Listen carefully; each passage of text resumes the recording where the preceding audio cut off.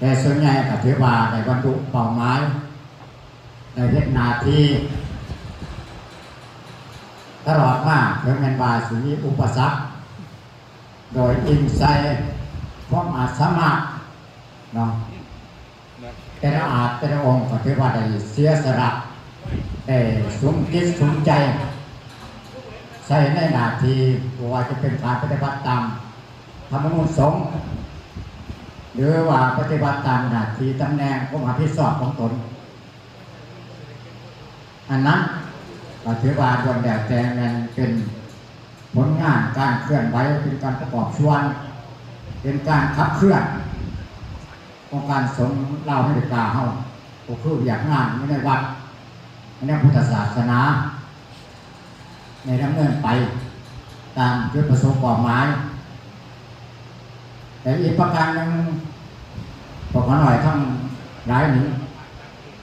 หากมีสิ่งใดขาดตกบกพร่องบ่ซองบ่ใสบ่เป็นไปโดยดีสมปรารถนาเพราะว่าสังกัดกายว่าใจก็ดีเพราะว่าหน้าที่เก็บงานก็ดีอาชีพมันมีอันกระทบกระเทือนเนาะต้องบังหรือผิดบังถูกใจแน่บ่ถูกใจแน่ถูกต้องแน่บ่ถูกต้องแน่ตามที่ว่าเป็นธรรมดาบางบาพ่อแม่ครูอาจารย์คงจะอโหสิอภัยแก่พวกเขาหน่อยไปณโอกาสนี้มาฮอดที่นี้วาระของพวกเขาหน่อยทั้งหมดเนาะ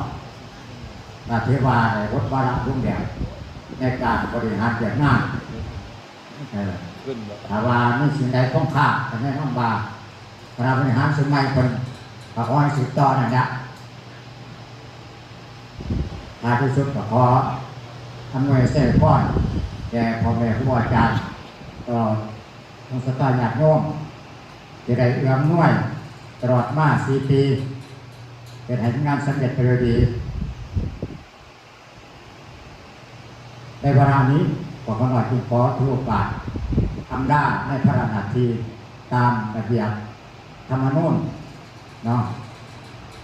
ไปในโอกาสนี้สาธุจะเลือกตั้งรัฐธรรมนูญนายกเป็นองค์